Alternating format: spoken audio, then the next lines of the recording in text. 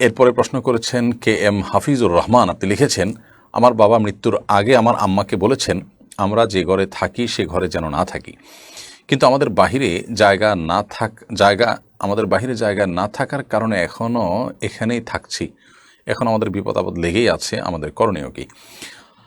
আহ, আপনার বাবা কোনো ঘরে থাকতে নিষেধ করেছেন, সেজন্যই আপনাদের বিপদ আপদ লেগে আছে, এরকমটি মনে করবার কোনো কারণ থাকতে পারে না। আহ, তিনি নিষেধ করেছেন কোন বিবেচনা থেকে, কি কারণে, সেটা আল্লাহ তাআলা ভালো জানেন। তবে এটা ঠিক যে বিভিন্ন সময় বিভিন্ন ঘরবাড়ি, বিভিন্ন বাসা, এগুলোতে মানুষ যখন থাকে তখন অনেক সময় দেখা যায় বিপদ আপদ লেগে থাকে, বেবরকতি বা অকল্যাণ থাকে। তো আশউমু ফিল মারআতি ওয়াল মাসকানি ওয়াদ দাব্বাহ, এই ধরনের একটা বর্ণনা রয়েছে যে আপনার আবাসন বা থাকার জায়গা, এখানে কখনো কখনো দেখা যায় অকল্যাণ এর মুখোমুখি মানুষ হয়। এরকম পরিস্থিতিতে আপনি সেই ঘর বা সেই বাড়ি পরিবর্তন করার উদ্যোগ নিতে পারেন। তবে আপনার বাবা নিষেধ করেছেন, তাই সেখানে আপনার অকল্যাণ আসছে, নিষেধাজ্ঞা লঙ্ঘন করছেন, ব্যাপারটিকে এভাবে যোগ বিয়োগ করার সুযোগ নেই। বরং এটি এমনিতেই হতে পারে, আবার হতে পারে যে কাকতালীয়, আপনার কাছে মনে হচ্ছে ঘরের সাথে সংশ্লেষ আছে, তেমনটি হতে পারে। তবে যেহেতু ঘরের মধ্যে অকল্যাণ বা বিবরকতির সম্ভাবনা থাকে, সেজন্য আপনি ঘর বা আবাসন চেঞ্জ করতে পারেন। আর যদি আপনার চেঞ্জ করার সামর্থ্য না থাকে, তো এটা আপনার জন্য শরিয়া দৃষ্টি কিন্তু কোনো আবশ্যিক কোনো কিছু নয়। মাসুম আহমদ লিখেছেন, আমি আগামী বছর হজে যাব। আপনার প্রশ্নের উত্তর আমরা দিয়েছি। মারিয়াম জাহান সীমা লিখেছেন, আমি যে জায়গায় নামাজ পড়ি তার পাশে ড্রেসিং টেবিলের আয়না আছে, আমার নামাজের মধ্যে আয়নার দিকে নজর চলে যায়, এতে কি আমার নামাজ হবে? আমরা যখন সালাত আদায় করব তখন এমন কোনো কিছু আমাদের দৃষ্টি সীমানার মধ্যে থাকা উচিত নয় যা আমাদের সালাতের মনোযোগকে নষ্ট করে, সালাতের মনোযোগে ব্যাঘাত সৃষ্টি করে। অতএব আমরা যখন সালাত আদায় করব, ঠিক আমাদের সামনেই যদি আয়না থাকে এবং সেই আয়না যদি আমাদের চোখ পড়ে, অর্থাৎ আমাদের দৃষ্টির সীমানার মধ্যে থাকে, তাহলে সেক্ষেত্রে সেটা অনুচিত হবে। হয় আমি তার ডানে বামে এমন কোনো জায়গায় দাঁড়াবো যে আয়না চোখ পড়বে না, অথবা পেছনে দাঁড়াবো যে এত দূরে চোখ যাবে না, অথবা কিছু দিয়ে আয়না ঢেকে নিব। এমনটি করা আমাদের উচিত এবং কর্তব্য। তারপরও যদি এরকমটি না করে আমরা আয়নাকে সামনে রেখে নামাজ আদায় করে ফিরি, নামাজ হয়ে যাবে, কিন্তু নামাজটি মাকরু হবে, আমাদের মনোযোগ নষ্ট হওয়ার মতো বিষয় সেখানে থাকার কারণে। বিশেষ করে যদি কেউ আয়নার দিকে তাকায়, সেক্ষেত্রে নামাজ মাকরু হবে। নবী করিম সাল্লাল্লাহু আলাইহি সাল্লাম, বুখারীর একটি বর্ণনা মতে, তাকে একবার সালাত আদায় করবার জন্য এক টুকরো কাপড় দেওয়া হয়েছে, তিনি তার উপরে দাঁড়িয়ে সালাত আদায় করেছেন। কাপড়টি বেশ কারুকার্য খচিত ছিল। তখন নবী সাল্লাল্লাহু আলাইহি সাল্লাম সালাত শেষ করে বললেন যে, আমাকে এই কাপড় কে দিয়েছে? এটি আমার মনোযোগে ব্যাঘাত সৃষ্টি করছিল।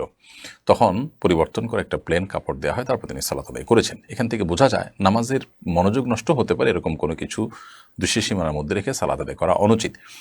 সেই বিবেচনায় আমরা আয়নার বিষয়টিকে মাথায় রেখে সালাত আদায় করব, যে সামনে যেন না থাকে, থাকলেও যেন আমাদের দৃষ্টি সেখানে না পড়ে। তাইবা ইসলাম, আপনি লিখেছেন, মোটা হওয়ার জন্য বা হাইট ডেভেলপের জন্য ওষুধ সেবন করা যায় আছে কিনা? আমি যতটুকু জানি, এই জাতীয় ওষুধগুলো বেশিরভাগ ক্ষেত্রেই স্বাস্থ্যের জন্য ক্ষতিকর এবং এগুলোর নানা রকমের সাইড এফেক্ট আছে। এবং যদি এরকম কোনো সাইড এফেক্ট না থাকে এবং স্বাস্থ্যগত কোনো সমস্যার দিক না থাকে,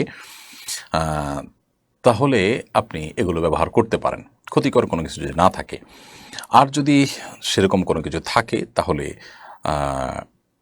তাহলে আপনার জন্য এটা ব্যবহার করা যায় হবে না। কারণ আল্লাহ সুবহানাহু ওয়া তাআলা বলেছেন, ওয়ালা তাকতুলু আনফুসাকুম, তোমরা নিজেদেরকে ধ্বংস করো না। আল্লাহ বলেছেন, ওয়ালা তুলকু বিআইদিকুম ইলা তাহলুকা, তোমরা নিজেদেরকে ধ্বংসের দিকে ঠেলে দিও না।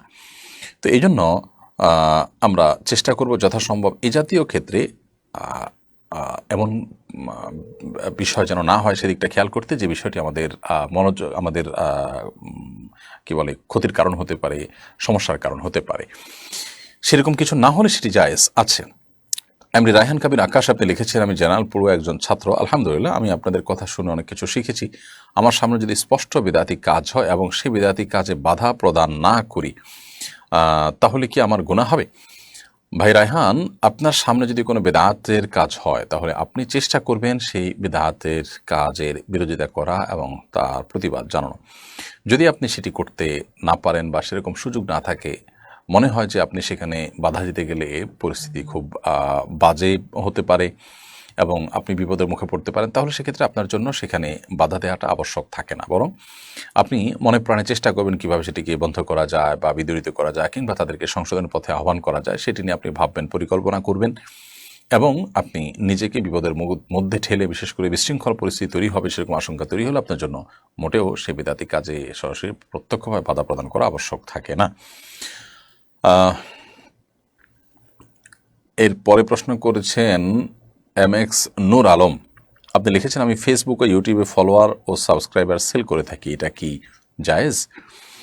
ভাই নূর আলম, এ বিষয়ে উত্তর দেওয়াটা আসলে খুব কঠিন এবং জটিল, কারণ ফেসবুকে আপনি যে ফলোয়ারদেরকে আনছেন বিভিন্ন পেজে, সেই ফলোয়ারদেরকে আনছেন কিভাবে, কোন প্রক্রিয়া, কি দেখিয়ে আনছেন, এরপরে তাদেরকে সেল করে দিলেন, ওই ফলোয়ারদেরকে ওই ফলোয়ার সমেত কোনো পেজ বা গ্রুপকে সেল করে দিলেন, তারা আবার সেখানে অন্য কিছু মার্কেটিং করলো, এখানে প্রতারণার কোনো ব্যাপার স্যাপার আছে কিনা, আমি এই বিষয়ে উত্তরটাকে স্কিপ করে যাচ্ছি। এ বিষয়ে আর একটু ভেবে চিনতে, আর একটু ঘেটে, বা এ বিষয়ে ওলামাদের অন্য কোনো ফতোয়া থাকলে তার সাথে মিলিয়ে তারপর উত্তর দিতে হবে। বিধে আপনার এই প্রশ্ন উত্তরটা আমরা স্কিপ করে যাচ্ছি। ইনশাআল্লাহ বিদিনিল্লাহ আমরা এই প্রশ্ন উত্তরটা পরবর্তীতে দেওয়ার চেষ্টা করব, আপনি আবারও চেষ্টা করবেন মেহরবানি করে।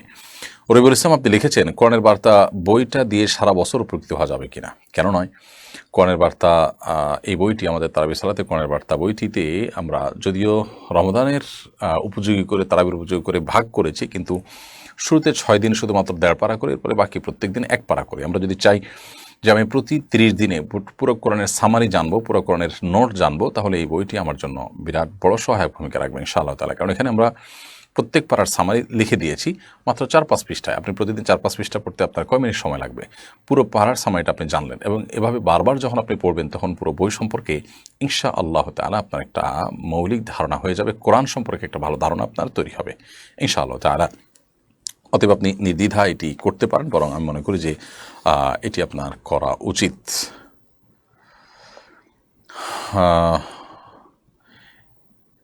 এরপরে মুস্তাফিজুর রহমান নাইম, আপনি লিখেছেন, অমুসলিমের হাসি শুনলে আমরা উত্তরে কি বলবো? অমুসলিমের হাসি যদি আমরা শুনি তাহলে সেক্ষেত্রে তার জন্য ভিন্নতর কোনো কিছু বলবো এরকম কোনো বর্ণনা নেই। তবে সাধারণত কোনো মুসলিম যখন হাসি দেন, তিনি হাসি ইয়েতে আলহামদুলিল্লাহ বলবেন, হাসি যিনি দিবেন তিনি আলহামদুলিল্লাহ বলার পর আমরা জবাবে ইয়ারহামুকাল্লাহ বলবো যখন যারা শুনবো তারা। এটা নবী করিম সাল্লাল্লাহু আলাইহি ওয়াসাল্লাম মুসলিমের অধিকার হিসেবে উল্লেখ করেছেন। হাক্কুল মুসলিম আলাল মুসলিমি সিত, এক হাদিস রয়েছে যে এক মুসলমান অন্য মুসলমানের প্রতি 6টি অধিকার রয়েছে। তো সেই অধিকারগুলোর মধ্যে থেকে একটি হলো এটি যে আলহামদুলিল্লাহ বললে আমরা বলবো ইয়ারহামুকাল্লাহ, আল্লাহ তোমার প্রতি রহম করুক। কোন অমুসলিম হাসি দিলে তিনি তো আসলে আলহামদুলিল্লাহ বলবেন না। যেহেতু তিনি আলহামদুলিল্লাহ বলবেন না, অতএব তাকে ইয়ারহামুকাল্লাহ বলার অপশনও থাকছে না, এবং তাদের জন্য আলাদা কিছু বলার অপশনও নাই। অতএব আমরা নীরবতা অবলম্বন করবো বাহ্যিকভাবে, সেটিই বোঝা যায়। আর উত্তর দেওয়ার যে আবশ্যকতা রয়েছে হাসির জবাবে, সেটি আমরা অবশ্যই মুসলিমের আলহামদুলিল্লাহর জবাবে বলবো, কারণ মুসলিম তো আলহামদুলিল্লাহ বলবেই না, সে অপশনই নেই। তাছাড়া এটা মুসলমানের অধিকার হিসাবে হাদিসে উল্লেখ করা হয়েছে।